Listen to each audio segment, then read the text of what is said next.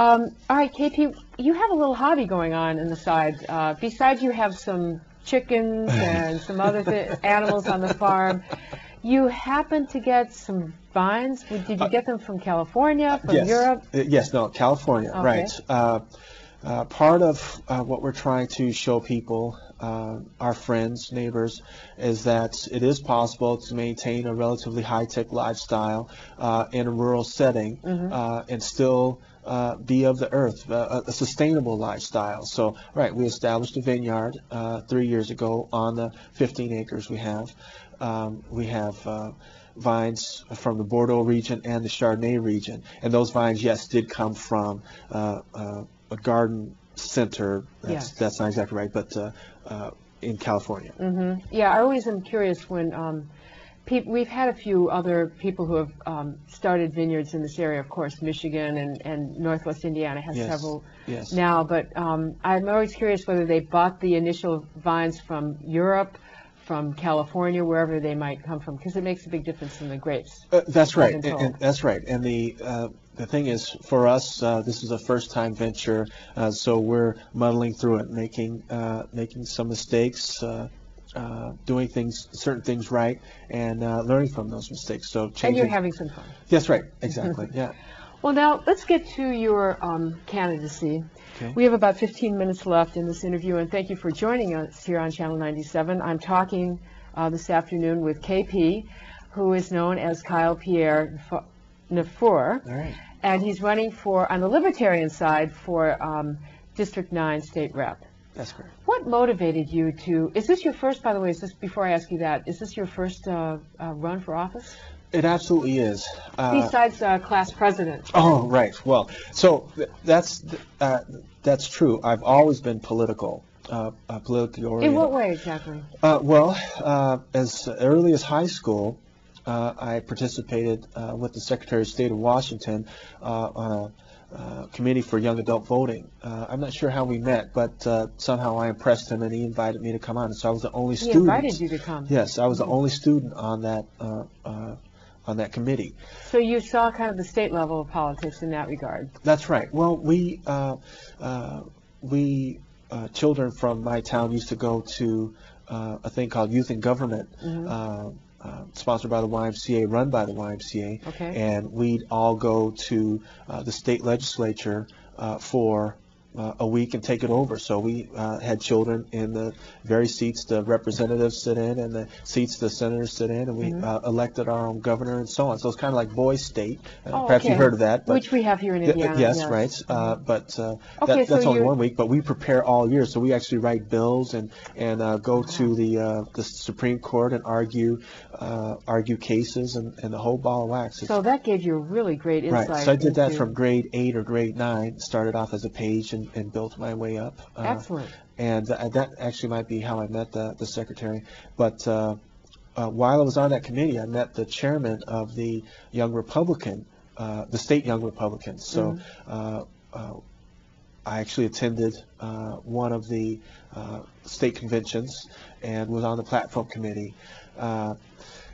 Anyway, that's a really good background. You're writing bills, actually got on the state committee at the state convention. Yeah. This was all in Washington. That's right. Okay, in the state of Washington. That's right. And but I decided though that, well, as you might understand, Washington, we have a lot of entrepreneurs, right?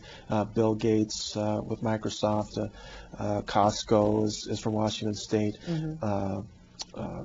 Those kinds of places. And Starbucks, and I wanted to be more entrepreneurial, so I put my political aspirations to the side, and I now have decided to get back into politics because, well, I want to see more first-tier people participate in the process. Well, I have a lot of questions that I'd like to ask you. Some are pertaining to certain issues that are out there right now, like House Bill 1001 that's coming up, and some other things related to taxes and how you would fare as in the State House. But and we have about 10 minutes left, so I do want to ask you, if you, as state representative, should you be elected as a Libertarian, you're running as a Libertarian now, what do you think is the first thing that you'd want to do, maybe perhaps differently from the current state rep right now? Yes. Should you attain this office on November 4th? Okay. Well, I'm interested in three things I think I can have an immediate impact on. Okay. One is certainly because of my background as a physicist, problem solver, consultant. I'd like to see more manufacturing locally. I'd like to develop entrepreneurs interested in being manufacturers, and that will create jobs and make us less reliant on importing those jobs through mega international corporations.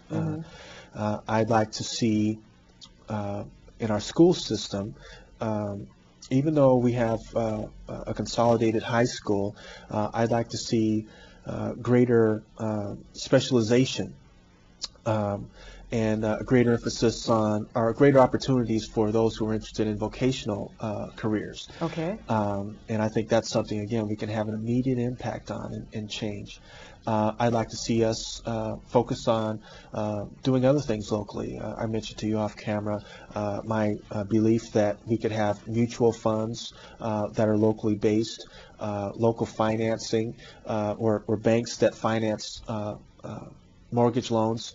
And well, let's take a minute on that issue, okay, because everybody knows we're in the midst of this sudden October surprise. I call it the financial quote-unquote crash. Yes. The Congress passed the U.S. Congress passed the $770 billion. I don't know, they keep floating different figures around. Bailout, yes. Bailout, and now you're saying locally on the state level, it's important for us to get our mortgages, to do our loans through local banks. And how would you encourage that, though, at the state level?